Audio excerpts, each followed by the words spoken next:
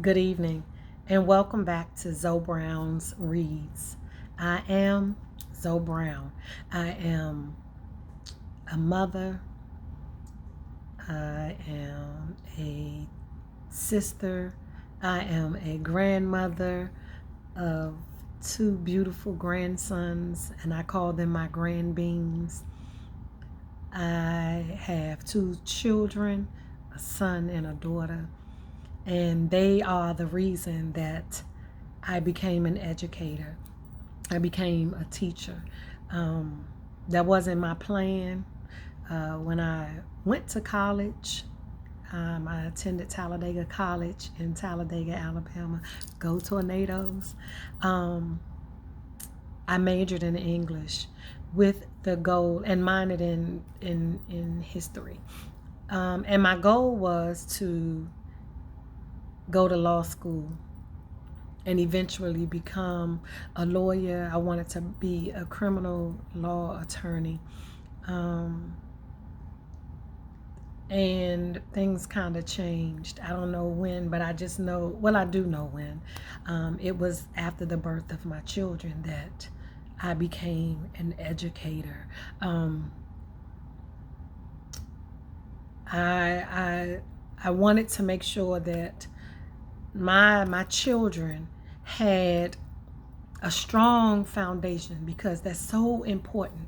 And so what I did was, after I graduated from college, I began working in an early childhood center so that I could learn to help my children. I needed to know about fine motor skills and brain development and brain research, and how could I help them be solid academically.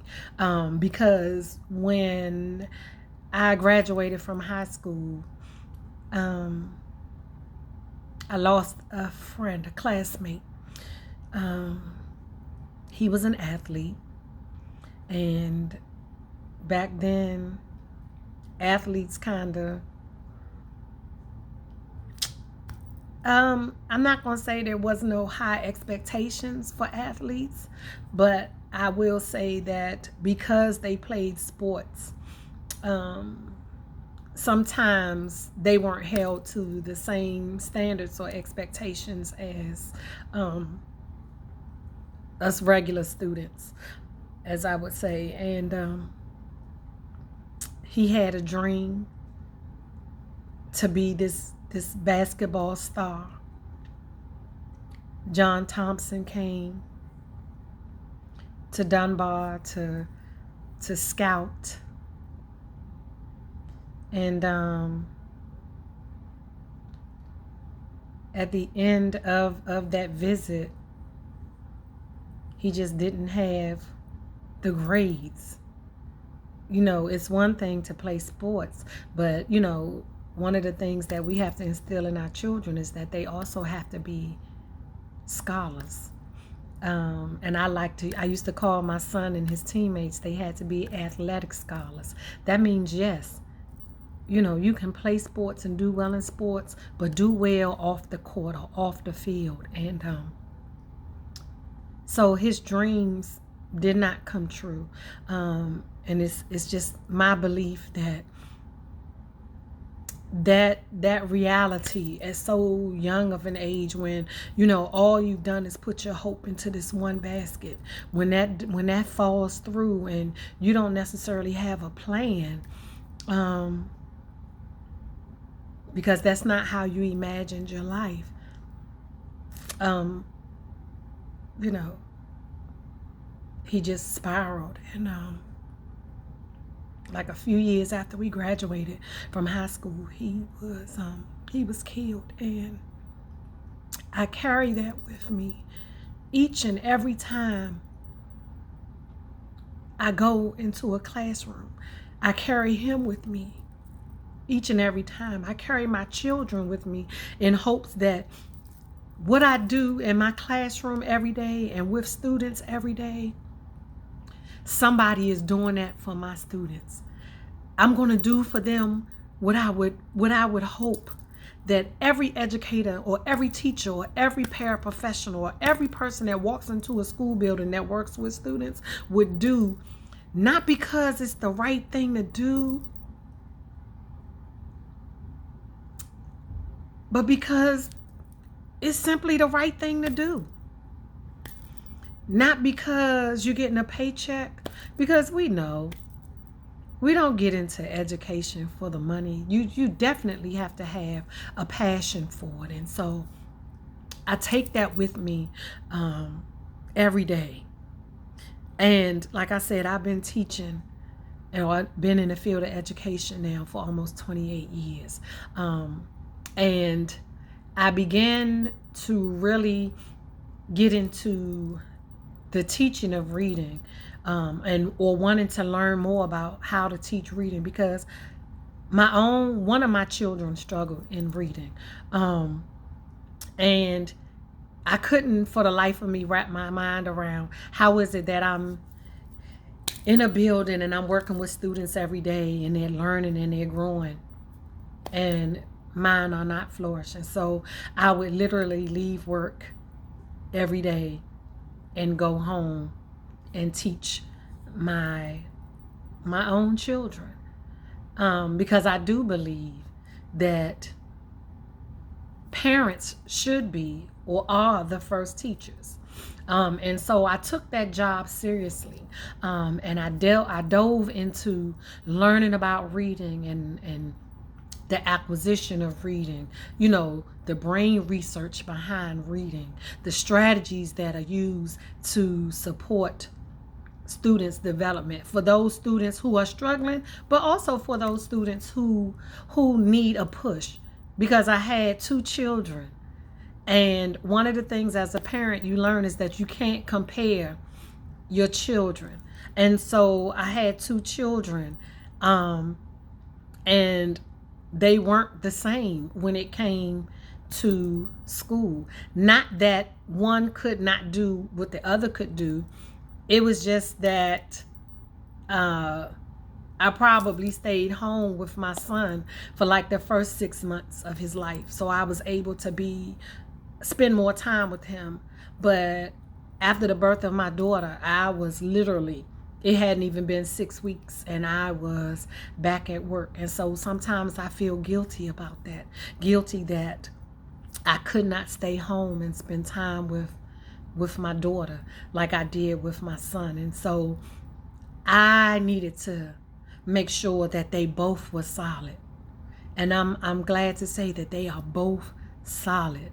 I talked about my classmate, and I talked about how just seeing how athletes were treated differently than, I'm not going to say regular students, but I'll say non-athletes. I was in the band.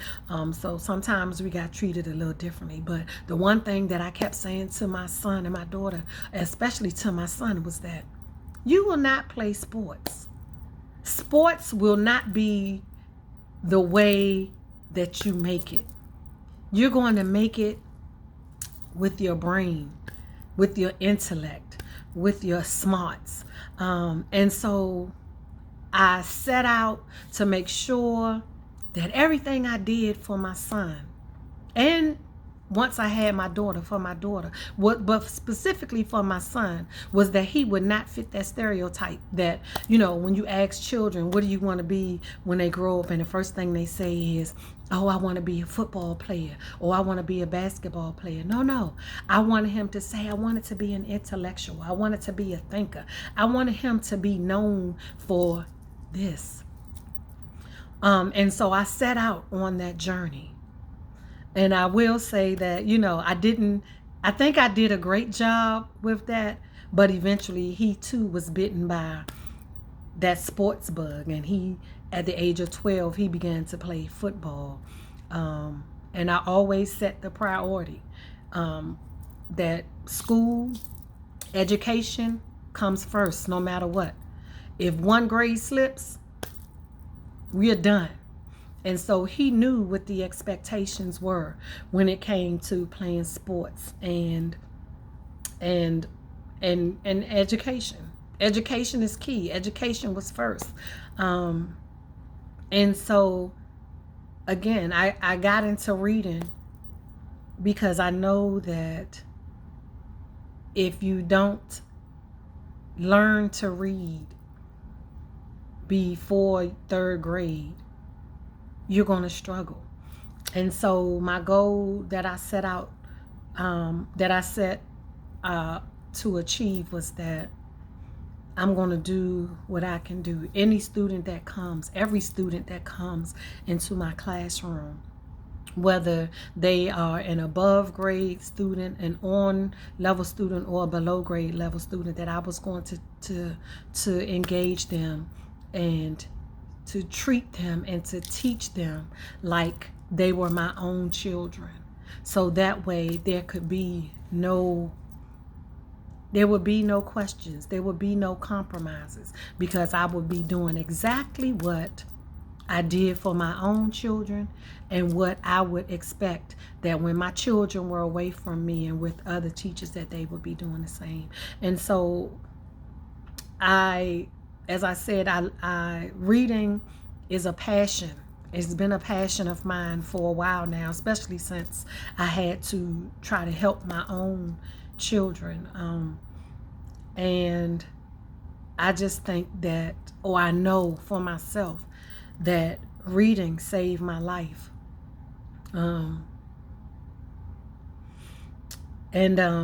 I couldn't tell you when or how I learned to read, but I could just tell you that at a certain point in time in my life, books saved me. And I've been a reader ever since. And so I bring to you Zoe Brown's Reads because I want books to save lives, to change lives, to be a bridge that can close the gaps, that can enlighten, that can save, that can open up discussions, that can be a game changer. And so my goal for Zoe Brown's Reads is to not only introduce and to review and talk about the books that I've read, but to also provide a resource for teachers and for parents, for books and how these books can be used in their classrooms to meet the standards, to make sure that students have the skills that they need to have to be successful on standardized tests. It doesn't have to be, oh, I have to use this certain text in order to meet this standard. It can be, I can use this text and I can still cover the standards. It doesn't have to be a canon text or, some of the classics, but most of the books that I read are culturally relevant. They are diverse. They are full of characters that look like me and the students that I teach, because some of the books aren't for me, but they're for my students. And so I want to be able to be a resource, because I know that teachers don't always have time to sit down and do all of the background work, reading a book from cover to cover, looking at the standards and saying, well, how can I put this book, replace this one book, or enhance my instruction with a text that will not only values students, but it is a mirror. It shows them that they too are important, that they add value, and that they are not the only ones. There are people in the world who've experienced some things, but also to act as windows for people to be able to, for students and teachers to be able to look at others' lives and to change their perspectives and their thoughts. And it's not just for reading, but it could be in social studies and science and math. I think that reading should be integrated and incorporated across content areas. And so again, I present to you Zoe Brown's Reads as a book review, eventually a book discussion, but as a resource of a teacher doing all of the work, pulling out the vocabulary, looking at the standards, making the connections, and then just sharing my passion with you, my passion for books with you, in hopes that you would then turn around and share with your students so that books can change their hearts, their minds, and their lives. Thank you.